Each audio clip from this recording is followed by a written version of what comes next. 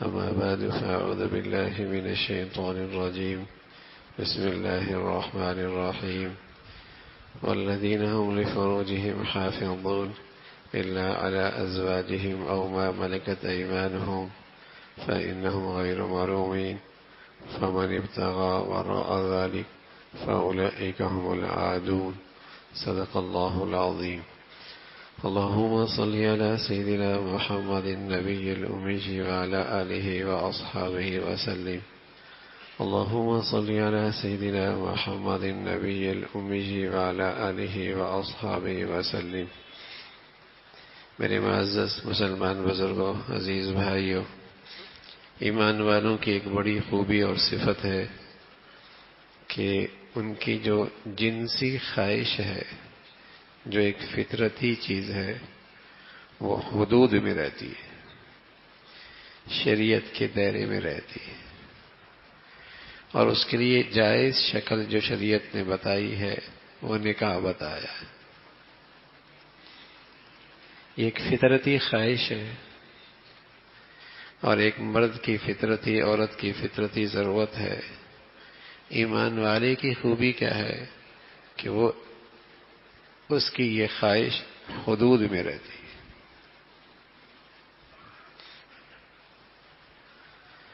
اور جو لوگ اپنی یہ جنسی خواہش کی تسکین حلال سے ہٹ کر کسی اور راستے میں یہ تسکین کی تلاش میں رہتے ہیں، وہ جنسی خواہش میں گمراہ ہو جاتے ہیں اور وہ حد سے تجاوز کرتے ہیں، اور ناجائز راستے پہ اس خواہش کو پورا کرنا، اس کو کبھی تسکین نہیں آتا، اس کو کہیں قرار نہیں آتا، کہیں اس کی یہ حد ہی کوئی نہیں ہے۔ مغربی دنیا بدقسمتی سے جن کی گندی تہذیب کی آج مسلمان تقلید کر رہے ہیں، ان کا معاشرہ اور ان کے خاندانی نظام تباہ ہو چکا ہے، اس لیے کہ انہوں نے جنسی خواہش کی تسکین کے ناجائز راستے تلاش کیے، حدود سے نکلے، کہیں قرار نہیں آیا۔ نتیجہ یہ نکلا کہ رپورٹ یہ ہے کہ ان کی آبادیوں کا 80% ایسا ہے جو حرام کا ہے، جن کی اولادوں کا باپ کا پتہ کوئی نہیں، ماں کا پتہ کوئی نہیں، جہاں خاندانی نظام نیست و نابود ہو گیا۔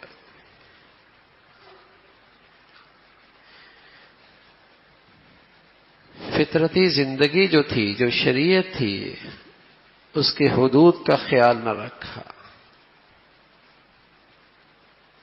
اس کی ہدایات کا خیال نہ رکھا، خاندانی نظام بھی ختم ہو گیا اور ازواجی زندگی کا تصور ہی ختم ہو گیا۔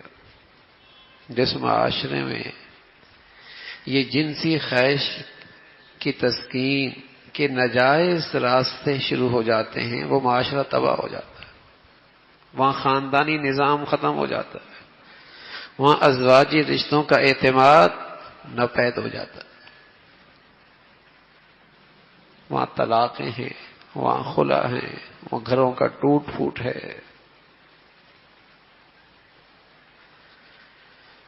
تو اب یہ فطرتی خواہش، جنسی تسکین کی یہ خواہش حدود میں رہے، تو ہماری شریعت نے ہمیں اس کے لیے 2 پہرے دیے۔ اگر ان کی حفاظت ہو جائے گی اور ان پہروں کا خیال رکھا جائے گا تو آدمی جنسی تسکین کے فتنے سے محفوظ رہے، جنسی تسکین کی بے رہروی سے اور گمراہی سے محفوظ ہو جائے گا۔ 2 پہرے دیے۔ پہلی چیز بتائی، رسول کریم صلی اللہ علیہ وسلم نے فرمایا النظر سہم من سہام ابلیس۔ پہلی چیز ہے نظر کی حفاظت، نظر کی حفاظت۔ اور آپ علیہ الصلوۃ والسلام نے فرمایا انسان کی نظر شیطان کے تیروں میں سے ایک تیر ہے، یہ اسے نظر گمراہی کے راستے پہ ڈال دیتی ہے۔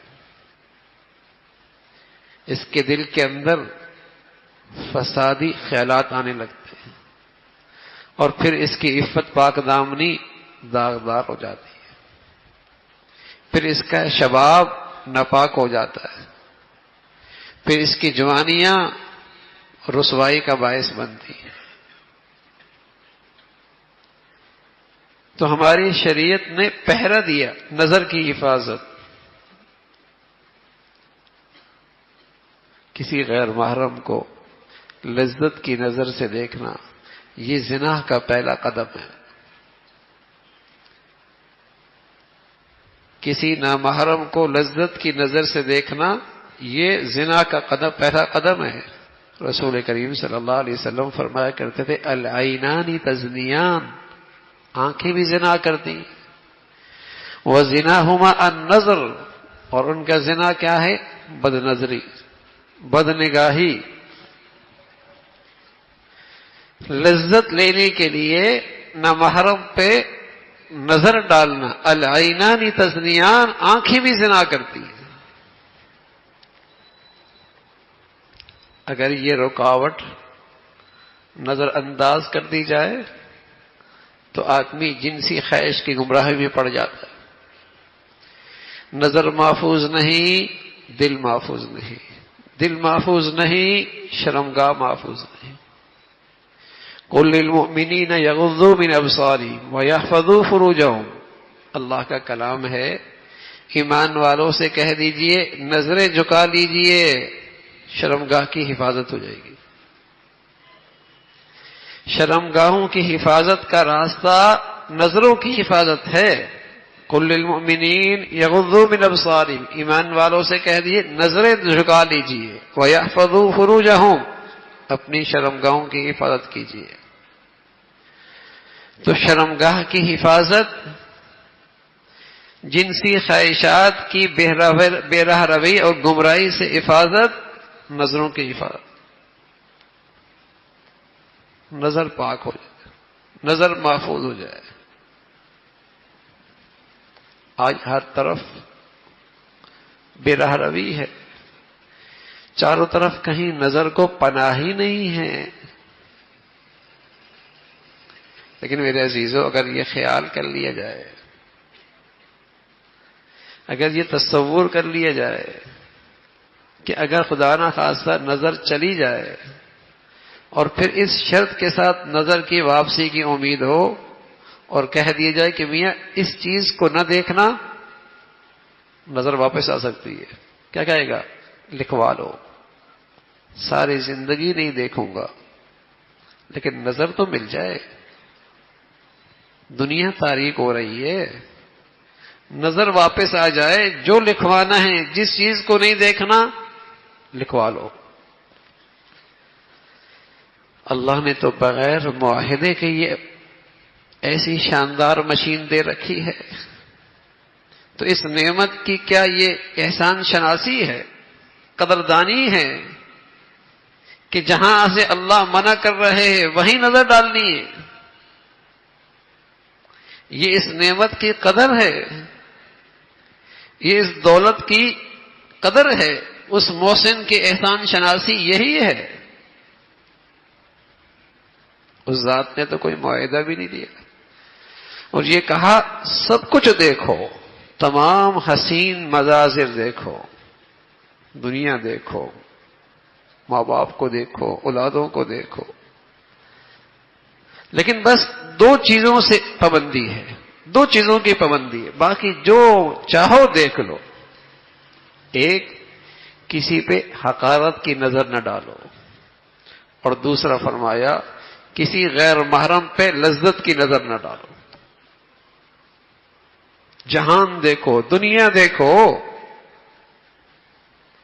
سالہ سال اس نعمت سے فائدہ اٹھاؤ، بس دو چیزوں پہ نظر، اس کی حفاظت کر لو۔ کسی کو حقارت کی نظر سے نہ دیکھو، اور کسی غیر محرم پہ لذت کی نظر نہ ڈالو، دو چیزوں کے روک۔ اور ایسی خودکار مشین دے رکھی ہے، سبحان اللہ، آنکھوں کے ماہرین کہتے ہیں اس کے پرزے، اس کے پردے، اس کا اندر کا سسٹم، جتنا ہی اس میں گہرائی جاتے ہیں اللہ کی تعریف ہونے لگتی ہے، اللہ کی عظمت بڑھتی ہے، اللہ کی شان بڑھتی ہے۔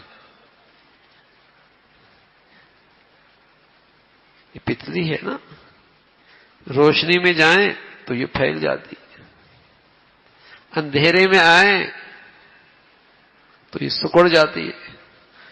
لکھنے والوں نے لکھا کہ اس کے یہ پھیلنے اور سکڑنے میں 7 میل کا فاصلہ طے ہوتا ہے۔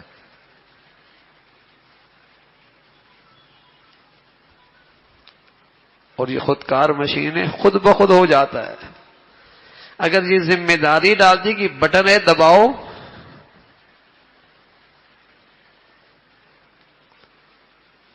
جہاں پھیلانی ہوتی وہاں بند کر دیتے، جہاں بند کرنا وہاں پھیلا دے، کیا حال ہوتا؟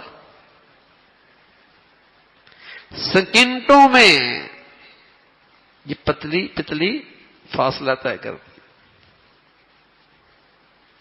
اور کب سے اس نعمت سے فائدہ اٹھایا جا رہا؟ تو کیا اس محسن کی احسان شناسی یہی ہے کہ جس ذات نے کہا ہے سب کچھ دیکھو، 2 چیزیں نہ دیکھو؟ کیا اس نعمت کی قدر یہی ہے؟ اگر ایک لمحے کے لیے آدمی اس کو سوچے نا، تصور تو کرے، تو میرے عزیزو، اس نعمت سے، اس آنکھ کی نعمت کی قدردانی آسان ہو جائے گی، اس کی میں اللہ کی فرما برداری آسان ہو جائے گی۔ یہ جو مشکل لگتا ہے اس میں کوئی شک نہیں، موبائل دیکھو، اخبار دیکھو، اسکرین دیکھو، بورڈ دیکھو، دائیں دیکھو، بائیں دیکھو، نگاہ کو پناہ ہی کوئی نہیں۔ لیکن اللہ کی بھی تو بڑی شان ہے، جس چیز میں جتنا میرا اللہ کا بندہ مشقت اٹھاتا ہے، اللہ انعام بھی بڑا دیتا ہے۔ پیارے رسول صلی اللہ علیہ وسلم فرمایا کرتے تھے، جو شخص اللہ کے خوف سے کسی حسن سے نظر ہٹا لے اور اللہ کی خاطر نظر بچا لے، اللہ اسے ایسا ایمان نصیب فرمائے گا جس کی حلاوت محسوس کرے گا، جس کا مزہ محسوس کرے گا، جس کا ذائقہ محسوس کرے گا۔ ذاق طعم الایمان، ایمان کا بھی ذائقہ ہوتا ہے، اللہ ہمیں نصیب فرمائے۔ لیکن یہ سچ ہے میرے عزیزو، کوئی چند گھنٹے، چند دن اس نظر کی حفاظت کر کے دیکھے، سجدوں کی لذت ملے گی، تلاوت کا مزہ ملے گا، اللہ کے سامنے بندگی کا لطف آنے لگے گا۔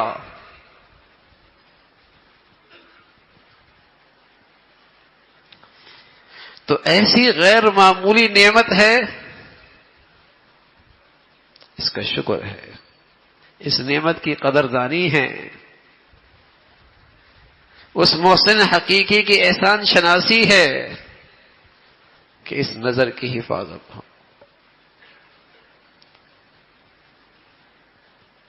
اس کی حفاظت ہو۔ حضرت فضل ابن عباس ہیں رضی اللہ تعالیٰ عنہ، سید زادے ہیں، سید زادے، حضرت عباس کے بیٹے ہیں، آپ کے چچا کے بیٹے، عرفات سے واپس آ رہے اور وہ پیارے رسول صلی اللہ علیہ وسلم کے سواری پہ تشریف فرمائے، پیچھے بیٹھے ہوئے۔ اب عرفات کا میدان، مزدلفہ کی طرف واپسی، کیسی مبارک زمین، کیسی مبارک گھڑی، اور کیسی عظیم شان صحبت، حضور کے پیچھے بیٹھے۔ اور پھر کون؟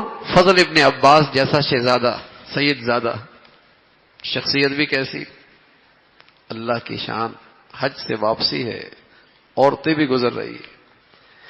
تو فضل کی نظر اٹھ گئی۔ اب احتیاط دیکھیے، اللہ کے نبی نے فوراً فضل کے سر پہ ہاتھ رکھا، چہرہ موڑ دیا، کہا فضل یہ کیا کر رہے ہو؟ ہم تو کہتے ہیں نا میری نیت بڑی ٹھیک ہے، میں نے غلط نظر سے نہیں دیکھا۔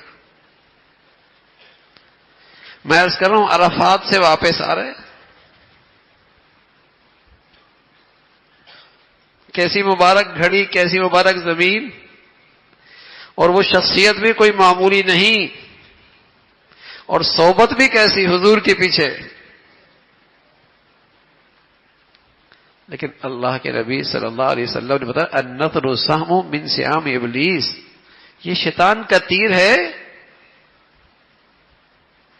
جیسے زہریلے تیر سے جان چلی جاتی ہے، پتہ نہیں لگتا کس آنکھ کی نظر سے مہینوں کی نہیں سالوں کی محنت صفر ہو جائے، سارا نیکیوں کا نور گیا،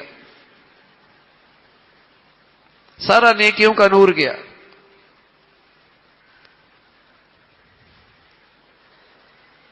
تو تربیت فرمائی، نظر کی حفاظت. اس لیے کہ نظریں آوارہ ہو جائے نا تو جنسی خواہش اور اس کی تسکین یہ آوارہ ہو جاتی ہے، آدمی گمراہی میں مبتلا ہو جاتا ہے. پھر اس کی جنسی خواہش کی تسکین حدود میں نہیں رہتی.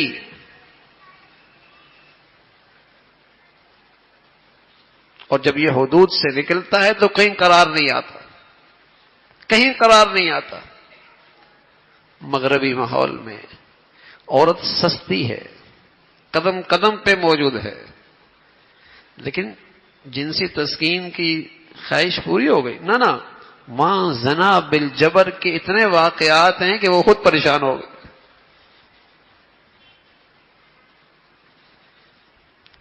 پھر زنا بالجبر پر بھی یہ تسکین ٹھنڈی نہیں ہوئی، یہ خواہش پوری نہیں ہوئی.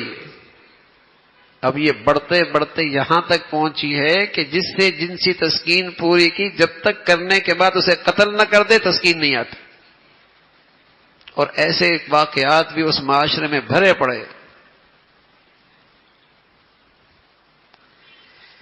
اس ساری گندگیوں سے حفاظت، اس کا جو راستہ روکا گیا ہے نا، شریعت نے جو رہنمائی فرمائی ہے، کس پر؟ نظروں کی حفاظت کرنا. پہلے قدم پر ہی اپنے آپ کو محفوظ کرنا. نہ نظر غلط ہوگی، نہ خیالات غلط ہوں گے، نہ پھر عمل غلط ہوگا. نظروں کی حفاظت کر لو. یغضوا من ابصارہم،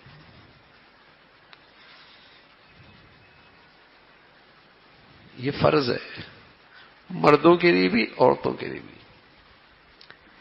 کسی غیر محرم کو لذت کی نظر سے دیکھنا حرام ہے، لیکن یہ گناہ اتنا عام ہو گیا ہے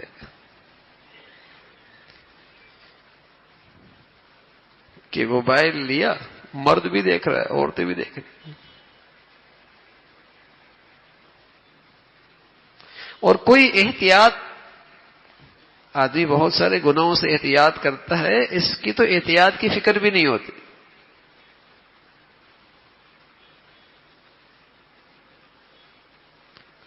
اور یہ حکم قرآن میں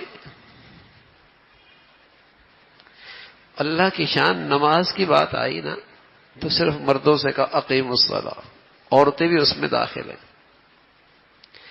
زکوٰۃ کی بات آئی تو مردوں سے کہا زکوٰۃ دو، عورتیں بھی اس میں داخل ہیں. روزے کی فرضیت کی بات آئی تو کہا کتب علیکم الصیام، عورتیں بھی اس میں داخل ہیں. لیکن جب نظروں کی حفاظت کی بات آئی تو مردوں سے الگ کہا، عورتوں سے الگ کہا. قل للمؤمنین یغضوا من ابصارہم وقل للمؤمنات یغضضن من ابصارہن.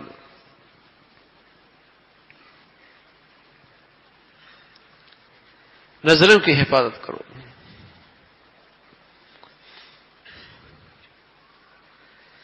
یہ ایک فتنہ ہے، یہ ایک فتنہ ہے،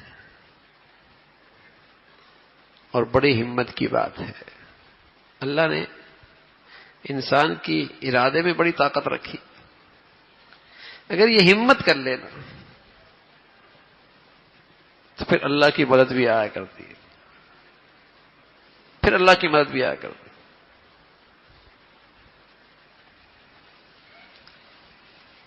پھر حفاظت بھی ہوتی ہے. اب تو گھنٹے بھی پاک گزارنا مشکل ہے. ایک وقت آتا ہے پھر دن گزرنے لگتے ہیں، ہفتے گزرنے لگتے ہیں، مہینے گزرنے لگتے ہیں، اللہ توفیق دیتا ہے مہینوں کے مہینے گزرنے لگتے ہیں، نظروں کی حفاظت ہونے لگتی ہے۔ لیکن میرے عزیزو، ایمان کی حلاوت محسوس ہو، ایمان کی رونق نصیب ہو گئی،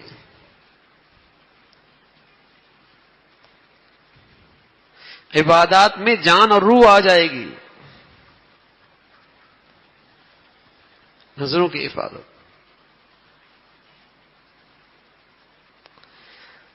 آج گھروں میں پردہ ہے، لیکن بعض جگہ تو رواجی پردہ ہے، سڑک پہ پردہ ہے، اپنے رشتہ داروں میں پردہ کوئی نہیں، اور اس پہ توبہ بھی نہیں ہے۔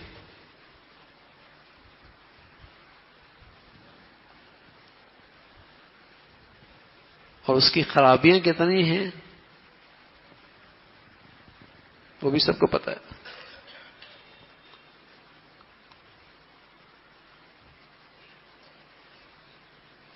تو نکاح ایک جنسی تسکین کا حلال راستہ ہے،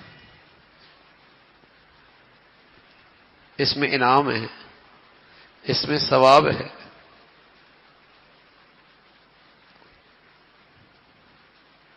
اس میں ثواب ہے، انسانی زندگی کے اس میں بہت سارے فوائد ہیں، لیکن جب تک یہ حدود میں رہے۔ جہاں اس نے حدود سے تجاوز کیا اور نظروں کو آزاد چھوڑا، آوارہ کیا، فتنے میں پڑ گیا۔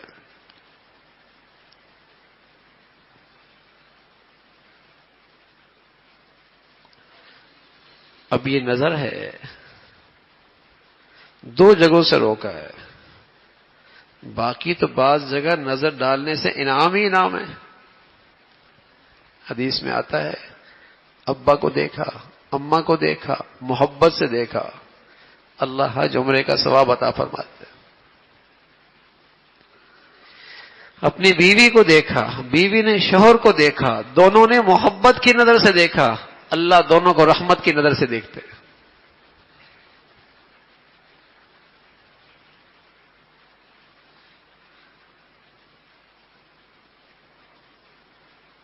تو ایسی نعمت ہے، لیکن روکا صرف دو جگہوں سے کہ وہاں نظر نہ ڈالو۔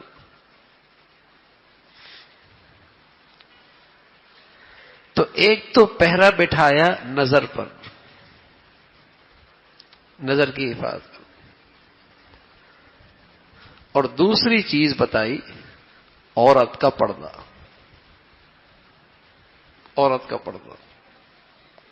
یہ مسلمان معاشرے کا حسن ہے کہ جہاں یہ دونوں چیزیں ہوتی ہیں وہاں انسانی جنسی تسکین حدود میں رہتی ہے۔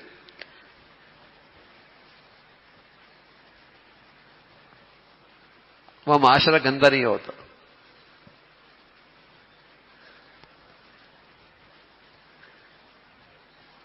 وہاں پاکیزگی رہتی ہے، اور جہاں سے پردہ ہی چلا جائے، نظروں کی حفاظت ہی چلا جا رہا ہے،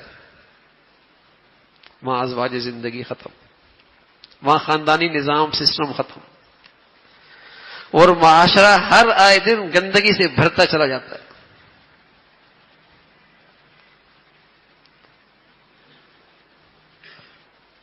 مغرب کی گندی زندگی میں تو تعفن ہے، بو ہے اس سلسلے میں، تو اس گندگی میں ایسے پڑے کہ بالکل کتوں بلیوں کے صف میں آ گئے۔ جیسے انہیں حلال حرام کی تمیز نہیں ہوتی نا، ان کے ہاں بھی جتنے بچے پیدا ہوتے ہیں حلال حرام کی تمیز نہیں ہوتی۔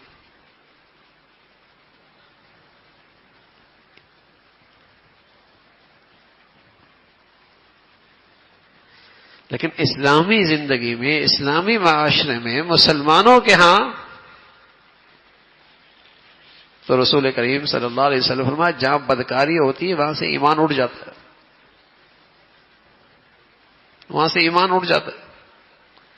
اس گندگی کے ساتھ ایمان نہیں رہتا۔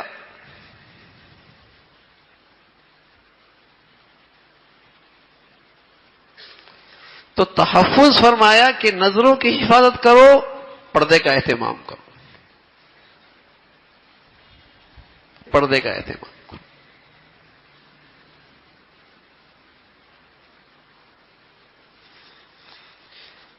وَإِذَا سَأَلْتُمُوهُنَّ مَتَاعًا فَاسْأَلُوهُنَّ مِنْ وَرَاءِ حِجَابٍ. اب ایک طرف حضور کی ازواج ہیں، امت کی مائیں ہیں، کیسے پاکیزہ قلوب، کیسی پاکیزہ زندگیاں، اور دوسری طرف صحابہ جیسے مقدس شخصیات ہیں جن کی تربیت اللہ کے نبی نے فرمائی. تو قرآن ان سے کہہ رہا وَإِذَا سَأَلْتُمُوهُنَّ مَتَاعًا فَاسْأَلُوهُنَّ مِنْ وَرَاءِ حِجَابٍ. جب تمہیں ان روحانی ماؤں سے کچھ لینا ہو تو پردے کے بیچ میں لینا، بیچ میں پردہ آئے گا. فَاسْأَلُوهُنَّ مِنْ وَرَاءِ حِجَابٍ. اب بتائیے ایسی پاکیزہ ہستیاں تو زمین پہ آئی کوئی نہیں.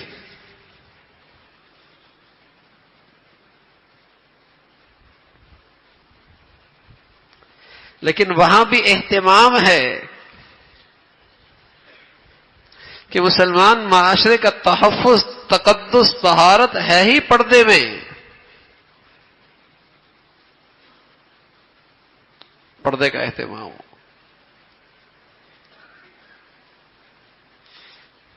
یا ایھا النبی قل لازواجک وبناتک ونساء المؤمنین یدنین علیہن من جلابیبہن.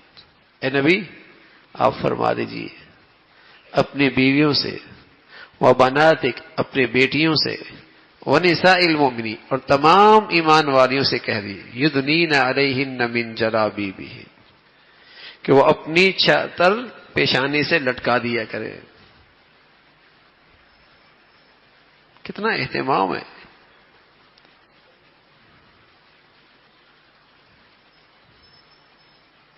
کس قدر اہتمام ہے قرآن میں.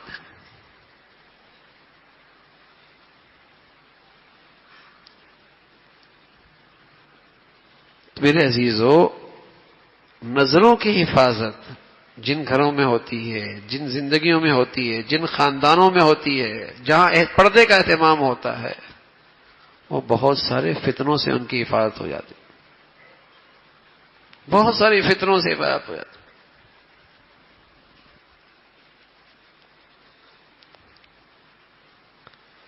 اور ایسا بھی نہیں کر لیا تو ثواب ملے گا، نہ کر لیا تو کوئی حرج نہیں نا. یہ تو ایسا گناہ ہے اگر بے پردہ گئی اور جن جن کی نظروں پڑی ان سب کی نحوست اس پہ پڑے گی. اس کی تو نحوست بہت زیادہ ہے.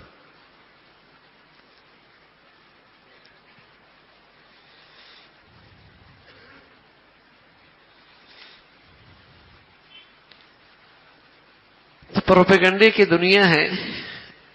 اب پردے میں رہنا عیب ہے، بے پردہ ہونا روشن خیالی ہے، ترقی یافتہ ہے. حالانکہ پہلے آزاد عورت کی پہچان یہ ہوتی تھی وہ پردہ کرتی تھی، اور جو آزاد نہیں باندھی ہوتی تھی وہ پردہ نہیں کرتی تھی.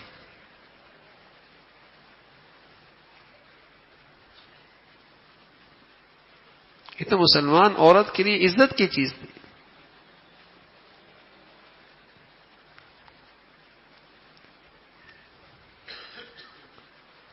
عفت، پاک دامنی، حیا، یہ ہمارے ایمان کا جوہر ہے. آپ علیہ الصلوۃ والسلام فرمایا کرتے تھے جہاں ایمان ہوتا ہے نا وہاں شرم و حیا ہوتا ہے، اور جہاں شرم و حیا نہیں رہتا وہاں ایمان بھی نہیں رہتا. جہاں ایمان ہوتا ہے وہاں شرم و حیا ہوتا ہے، اور جہاں شرم و حیا نہیں رہتا وہاں ایمان بھی نہیں رہتا.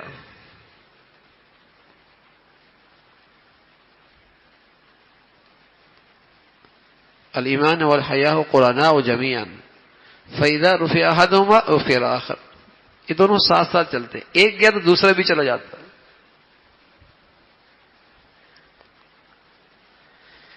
تو اس کی حفاظت ہے کہ آدمی نظروں کی حفاظت کرے. اپنے آپ کو، اپنے بچوں کو، بچیوں کو ایسے ماحولوں سے محفوظ رکھے جہاں ان کے لیے نظروں کی حفاظت مشکل ہو، جہاں ان کے لیے پردہ مشکل ہو.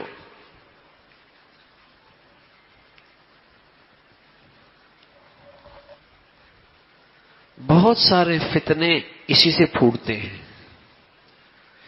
بہت سارے فتنے اسی سے پھوٹتے ہیں کہ شرم و حیا نہیں رہی، پردہ نہیں رہا، اسی سے برائیاں فروغ پاتی. پھر بعض جگہ رواجی پردہ ہے، باہر پردہ ہے، رشتہ داروں سے پردہ نہیں، شرعی پردہ نہیں ہے.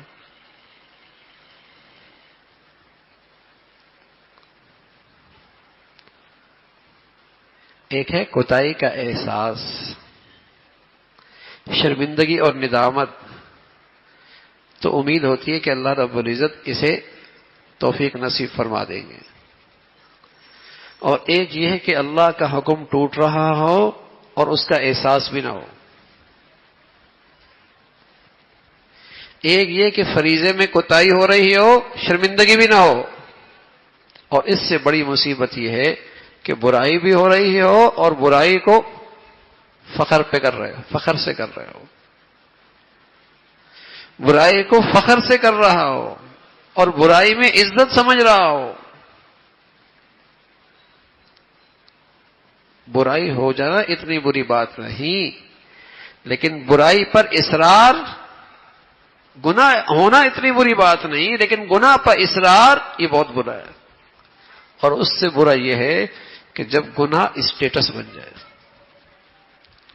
جب گناہ میں عزت سمجھنے لگے، یہ بہت برا ہے.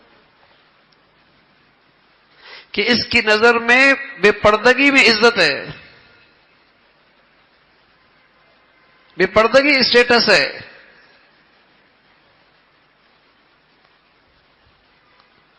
بس اوقات نوجوان ہے، ایسی شرم و حیا کے جراثیم ختم ہوئے، رشتہ لیتا ہے کہتا پردے والی نہیں چاہیے، ایسی ہو جو چراغ محفل ہو، جس پہ سب کی نظریں پڑیں. تو غیرت نکل گئی، جنازہ نکل گیا.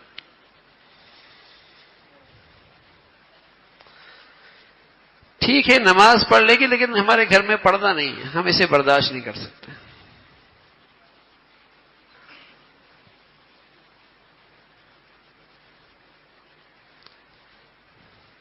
یعنی قرآن کی آیت پہ ہم عمل نہیں کریں گے، ہم اللہ کے حکم پہ عمل نہیں کریں گے، ہمیں اسلام کا یہ حکم اچھا نہیں لگتا، الیاذ باللہ. ہماری زندگی میں اللہ کا یہ حکم رکاوٹ بنتا ہے. بتائیے، اللہ سے نہیں مقابلہ کر رہے. تو ایک ہے حکم پہ عمل نہ کرنا، لیکن شرمندگی ہے، اور مانگ رہے ہیں اللہ ایسے حالات بنا دے، ایسا موقع دے دے، اللہ ہمارے لیے آسان کر دے. تو اللہ کی ذات سے میں ایک دن توفیق مل جائے گی. اور ایک یہ ہے کہ اس کا احساس ہی نہیں، یہ اللہ معاف فرمائے، یہ ذہن بن گیا کہ اللہ کے اس حکم پر عمل کرنے کا یہ دور ہے ہی نہیں، اسے تمہاری زندگی میں گھروں میں مسائل ہو جائیں گے. رسول کریم صلی اللہ علیہ وسلم فرمانے لگے کیف بکم اذا فسق فتیانکم وطغى نساؤکم. اس وقت تمہارا کیا حال ہوگا جب تمہارے نوجوان سرکش ہو جائیں گے اور تمہاری عورتیں شرم و حیا کی ساری حدیں پھلانگ لگ جائیں گی. کہنے لگے ان ذلک لکان یا رسول اللہ، یا رسول اللہ ایسا بھی ہوگا؟ آپ نے فرمایا نعم اشد منہ، معاملہ اس سے بھی آگے ہوگا. پھر فرمانے لگے کیف بکم اذ لا تأمرون بالمعروف ولا تنہون عن المنکر. اس وقت تمہارا کیا حال ہوگا جب تم اچھائی کی طرف نہیں بلاؤ گے اور برائی سے نہیں روکو گے. کہنے لگے ان ذلک لکان یا رسول اللہ، ایسا بھی ہوگا؟ فرمایا نعم اشد منہ، معاملہ اس سے بھی سنگین ہوگا. فرمایا کیف بکم، اس وقت تمہارا کیا حال ہوگا اذ تأمرون بالمنکر وتنہون عن المعروف، جب تم برائی کی طرف بلاؤ گے اور اچھائی سے روکو گے. بے پردگی کی حوصلہ افزائی ہوگی اور پردے کی حوصلہ شکنی ہوگی.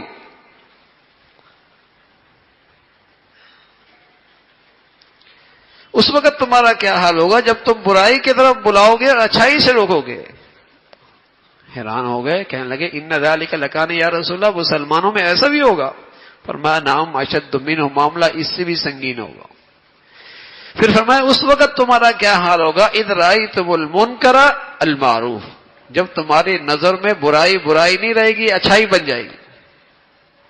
جب برائی اچھائی بن جاتی ہے نا, تو جو اس کو روکتا ہے اس کی نظر میں وہ کم عقل ہوتا ہے, اسے وہ اپنا دشمن سمجھتا ہے, اسے وہ دقیانوس سمجھتا ہے, اسے وہ تاریخ خیال سمجھتا ہے, اس لیے کہ اس کی نظر میں تو وہ برائی برائی نہیں اچھائی ہو گئی ہے. فرمایا اس وقت تمہارا کیا حال ہوگا جب برائی اچھائی ہو جائے گی اور اچھائی تمہاری نظر میں برائی ہو جائے گی. تو یہ وہ سطح ہے بے دینی کی جہاں سے بس اوقات ایمان سلب ہو جاتا ہے, ایمان اندر سے نکل جاتا ہے.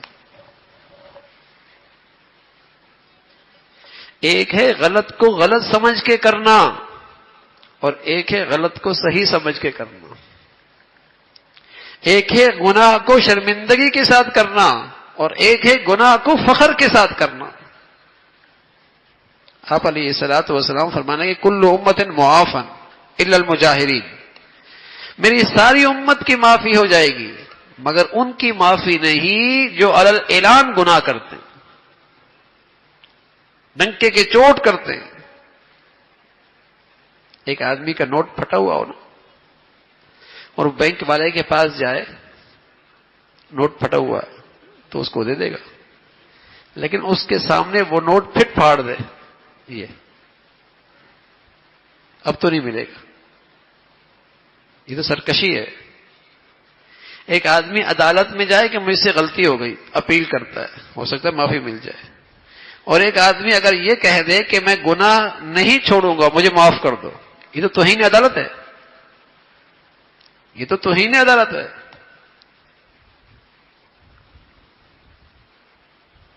یہ جو سرکشی ہے نا کہ گناہوں پہ جرت ہونے لگی ہے, گناہ اسٹیٹس بن گیا ہے,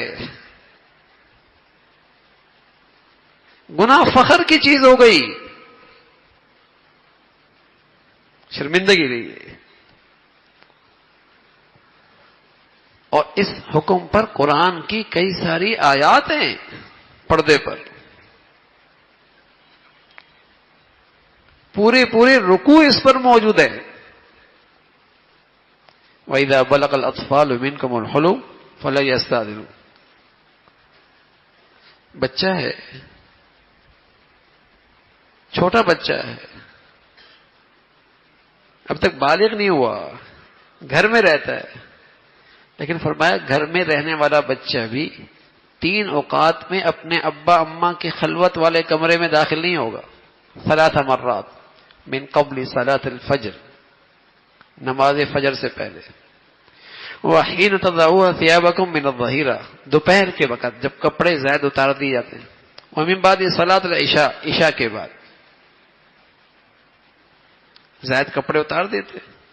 تو اس موقع پہ یہ نابالغ بچہ بھی اجازت لے کے داخل ہو.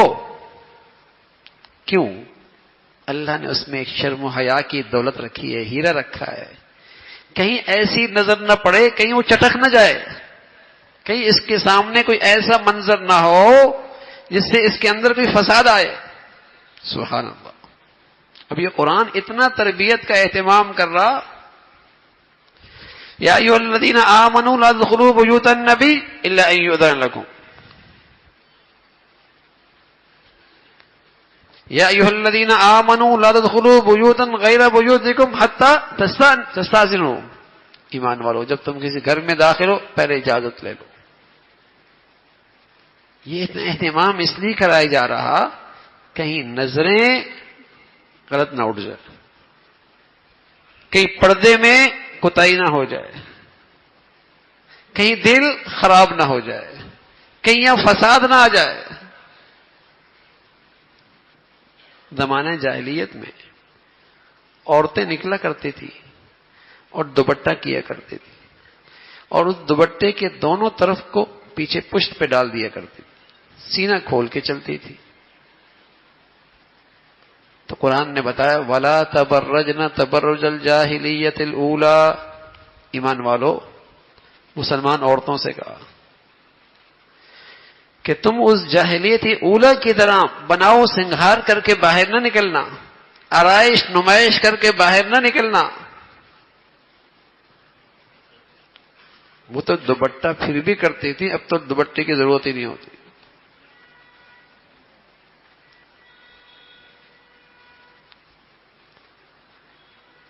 تو پاکیزہ معاشرہ، جنسی خواہش حدود میں رہے تو شریعت نے اس کے دو پہرے بٹھائے ہیں، ایک عورت کا پردہ، دوسرا نظروں کی حفاظت.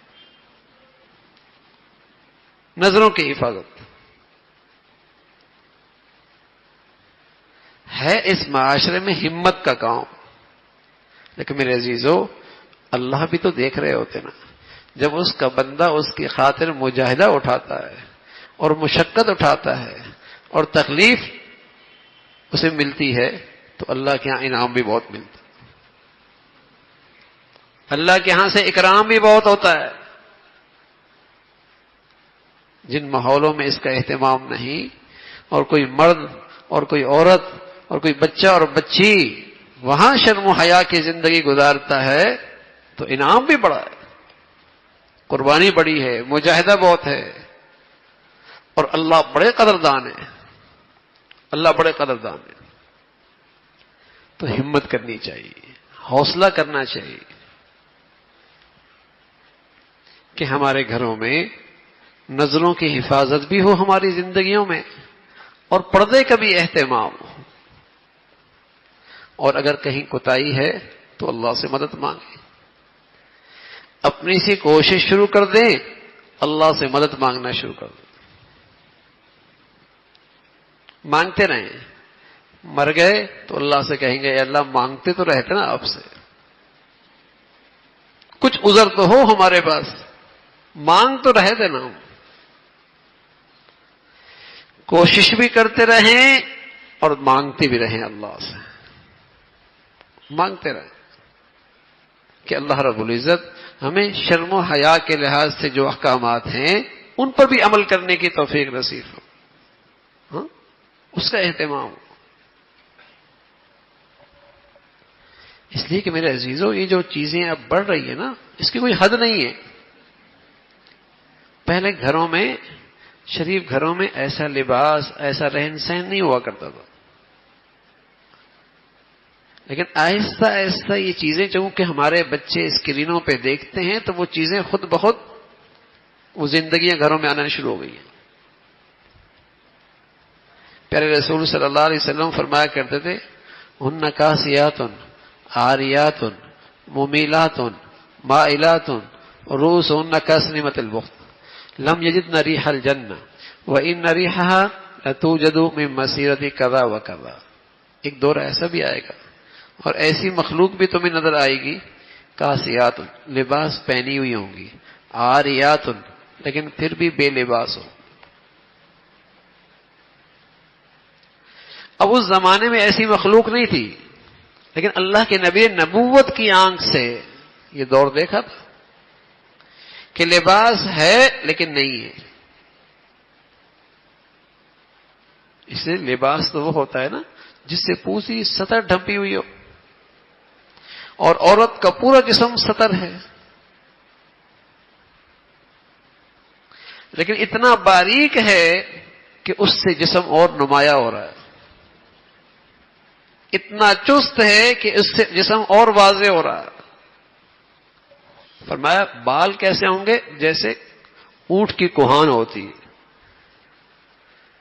کأنہن اسنمۃ البخت، اونٹ کی کوہان کی طرح باندھے ہوں گے بال. فرمایا جنت کی خوشبو میلوں میل سے آتی ہے، لیکن ایسی مخلوق کو جنت کی خوشبو بھی نصیب نہیں ہو.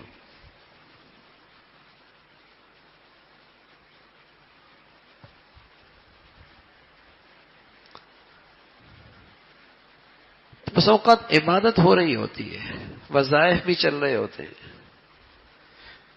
مستحبات کا بڑا اہتمام ہوتا ہے، نفلی چیزیں بہت کثرت سے ہو رہی ہوتی ہیں، لیکن یہ فرائض چھوٹ رہے ہوتے ہیں، یہ فرائض چھوٹ رہے ہوتے ہیں، یہ کھلی اللہ کی نافرمانی ہو رہی ہوتی ہے۔ یہ اس لیے عرض کر رہا ہوں کہ بسا اوقات اللہ کی طرف سے کوئی تنبیہ آتی ہے، سزا ملتی ہے، تو چونکہ اس کو ہم نے گناہ کی فہرست سے نکال رکھا ہے تو فوراً خیال آتا ہے ہماری تو کوئی غلطی کوئی نہیں، پھر پکڑ کیوں آ گئی؟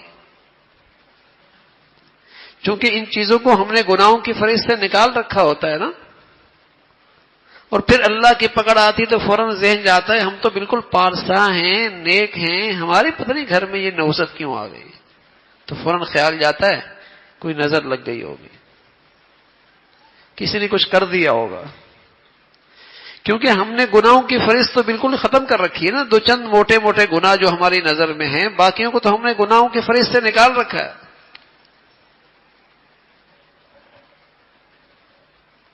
سروں پہ دوپٹہ غائب ہے، جسم کا لباس نہ رہا، باہر نکلیں تو حیا کی چادر چہرے پہ کوئی نہیں، لیکن گناہ بھی نہیں،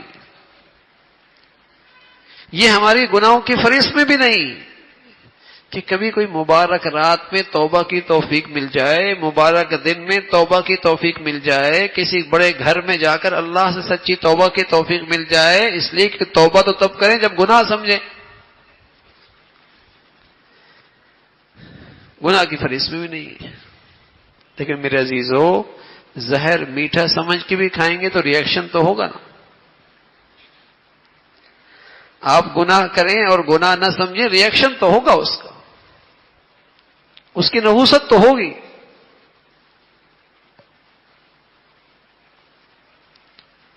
تو نظروں کی حفاظت ہو، پردے کا اہتمام ہو، وہ معاشرہ جنسی تسکین کے لحاظ سے حدود میں رہتا ہے، وہ معاشرہ پاکیزہ رہتا ہے، وہ گھر، وہ خاندان فتنوں سے محفوظ رہتے ہیں۔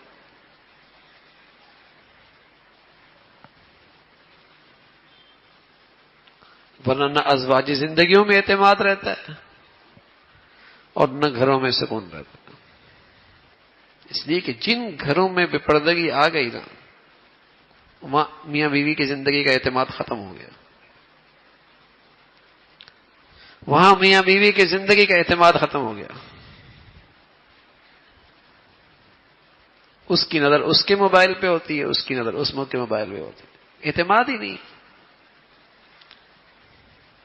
اعتماد ہی نہیں۔ اور بتائیے کسی کو گھر میں رکھیں اور اعتماد نہ ہو تو وہ گھر جہنم نہیں بنے گا؟ کوئی زندگی میں سب سے قریب ہو اور اعتماد اس پہ نہ ہو تو زندگی مصیبت نہیں ہوگی؟ ہمارے دین نے تو ازواجی زندگی کا اعتماد اتنا بتایا ہے کہ جیسے جسم میں سب سے قریب چیز اس کا لباس ہوتا ہے، تو گھریلو زندگی کا میاں بیوی کا رشتہ ایسا اعتماد کا ہوتا ہے کہ درمیان میں اور کوئی حائل نہیں ہوتا، جیسے لباس اور جسم میں کوئی فاصلہ نہیں، ایسے ہی ان کی زندگیوں میں آپس میں کوئی فیصلہ نہیں ہوتا، اتنے قریب ہوتے ہیں، رازدار ہوتے ہیں، خلوتوں کے امین ہوتے ہیں۔ لیکن اللہ معاف فرمائے اگر اعتماد ہی نہ رہے، اعتماد ہی نہ رہے، اور اعتماد نہیں رہتا، نظروں کی حفاظت نہ ہو، پردے کا اہتمام نہ ہو، اعتماد نہیں رہتا۔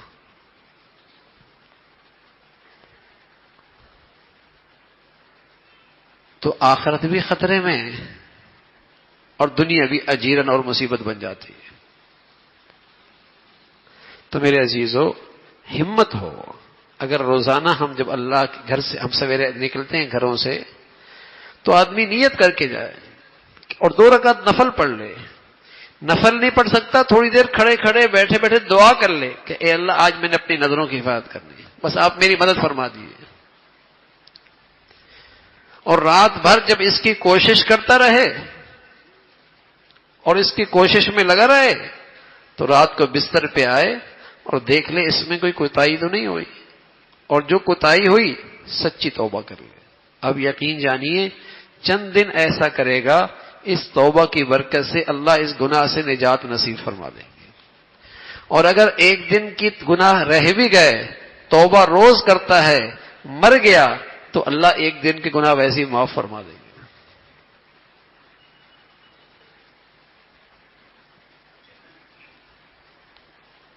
لیکن اس فریضے پہ عمل کرنے کی ہمت بھی تو ہو, طلب ہو نا, طلب ہو, ارادہ عزم ہو نا کہ میں نے اپنی نگاہوں کو پاک رکھنا ہے. ہم نے اپنی عبادات کو پر نور بنانا ہے. ہمیں ایمان کی حلاوت چاہیے.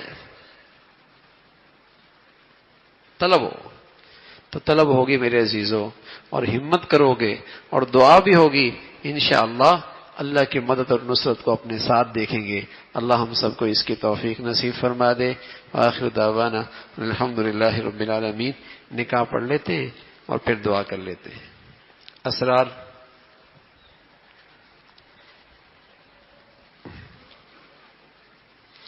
عقیل احمد, بس وہیں کھڑے ہو جائیں بھائی. جو دلہا آ گیا جائے بس. عقیل احمد کون ہے؟ آپ موجود تھے, بچی نے اجازت دے دی, مجھے اجازت ہے, تشریف رکھیں. ندیم ٹھیک ہے. پرویز تشریف رکھیں. الحمد لله نحمده ونستعينه ونستغفره ونؤمن به ونتوكل عليه ونعوذ بالله من شرور أنفسنا ومن سيئات أعمالنا. من يهده الله فلا مضل له ومن يضلل فلا هادي له. ونشهد أن لا إله إلا الله ونشهد أن محمدا عبده ورسوله. أما بعد فأعوذ بالله من الشيطان الرجيم. بسم الله الرحمن الرحيم. يا أيها الذين آمنوا اتقوا الله حق تقاته ولا تموتن إلا وأنتم مسلمون. وقال الله تعالى يا أيها الناس اتقوا ربكم الذي خلقكم من نفس واحدة وخلق منها زوجها وبث منهما رجالا كثيرا ونساء واتقوا الله الذي تساءلون به والأرحام إن الله كان عليكم رقيبا. وقال الله تعالى يا أيها الذين آمنوا اتقوا الله وقولوا قولا سديدا يصلح لكم أعمالكم ويغفر لكم ذنوبكم ومن يطع الله ورسوله فقد فاز فوزا عظيما. وقال النبي صلى الله عليه وسلم النكاح من سنتي. وقال عليه الصلاة والسلام فمن رغب عن سنتي فليس مني. وقال النبي صلى الله عليه وسلم تزوجوا الودود الولود فإني مكافئ بكم الأمم. وقال النبي صلى الله عليه وسلم أعظم النكاح بركة أيسره مؤونة أو كما قال عليه الصلاة والسلام. صدق اللہ العظیم. بھائی اسرار احمد, میں نے آپ کا نکاح اقرار رفیق کے ساتھ باوقار جناب بھائی عقیل احمد صاحب, بشہادت جناب بھائی ندیم صاحب, بھائی پرویز صاحب, بھائی بس 25,000 روپے مہر کے آپ نے قبول کر لیا. اللہ بہت قبول فرمانے میں ماشاء. اللهم لك الحمد كله ولك الشكر كله. اللهم لك الحمد كله ولك الشكر كله. اللهم أعنا على ذكرك وشكرك وحسن عبادتك. سبحان الله وبحمده سبحان الله العظيم. عدد خلقه وزنة عرشه ورضا نفسه ومداد كلماته. اللهم لا نحصي ثناء عليك أنت كما أثنيت على نفسك. یا ارحم الراحمین, ہم سب کا کہا سنا عمل کی توفیق نصیب فرما. ایمان والی, عافیت والی, صحت والی زندگی نصیب فرما. نگاہوں کی پاکیزگی نصیب فرما. دل کی صفائی نصیب فرما. عفت پاک دامنی حیا کی زندگی میں اور ترقی نصیب فرما. اے اللہ ایمان کا جوہر نصیب فرما. حیا والی زندگی عطا فرما. ہمارے بچے بچیوں کو بری زندگی سے, بری صحبت سے, برے ماحول سے محفوظ فرما. یا ارحم الراحمین حلال نصیب فرما, برکت والا نصیب فرما. تمام حاضرین حاضرات سامعین سامعات کی تمام زائد حاجات کو پورا فرما. مشکلات کو آسان فرما، پریشانیوں کو ختم فرما۔ مولا کریم اپنے بچے بچیوں کی تعلیم کے، تربیت کے، زندگی کے صحیح فیصلے کرنے کی توفیق عطا فرما۔ ہمارے بچوں کو اپنا بھی والدین کا فرما بردار بنا، اولادوں کے آزمائشوں سے، نافرمانیوں سے محفوظ فرما۔ مولا کریم ہمارے بچے بچیوں کو بری صحبت سے، برے دوستوں سے، برے ماحول سے محفوظ فرما۔ دین کا شوق نصیب فرما، حیا والی زندگی نصیب فرما۔ ماں باپ کے لیے آنکھوں کی ٹھنڈک بنا۔ ہمیں اپنے گھروں کا ماحول 100% دین کے مطابق ڈھالنے کی ہمت اور توفیق نصیب فرما۔ گناہوں کی گندگیوں سے گھن نصیب فرما، محفوظ فرما، نفرت نصیب فرما۔ اے اللہ ہم سب کے لیے پورے دین پہ چلنا آسان فرما۔ جو بچیاں گھروں میں ہیں مولا کریم ان کے لیے نیک سارے رشتوں کا انتظام فرما۔ اے مولا کریم اس نکاح کو اپنی بارگاہ میں قبول فرما، باہمی محبتوں کا ذریعہ بنا، خوشیوں کا ذریعہ بنا، راحت کا ذریعہ بنا، پورے دین پہ آنے کا ذریعہ بنا۔ اس حلال کی برکت سے ہر قسم کے حرام سے محفوظ فرما۔ پہلے نبی کی شریعت کے مطابق انہیں ایک دوسرے کے حقوق ادا کرنے کی توفیق نصیب فرما۔ ہمیشہ غلط فہمیوں سے، بدگمانیوں سے محفوظ فرما۔ اے مولا کریم ہم مسلمانوں کو اپنی خوشیوں میں اپنی نبی کے طور طریقے زندہ کرنے کی توفیق نصیب فرما۔ ریا، نام و نمود، نمائش سے ہماری زندگیوں کو، خوشیوں کو پاک فرما۔ بے شرمی کے اور بے حیائی کے فتنوں سے اے اللہ ہماری خوشیوں کو محفوظ فرما۔ حیا والی، عفت والی، سنتوں والی زندگی نصیب فرما۔ ربنا تقبل منا انك انت السميع العليم وتب علينا انك انت التواب الرحيم وصلى الله على سيدنا محمد وعلى آله واصحابه اجمعين برحمتك يا رب۔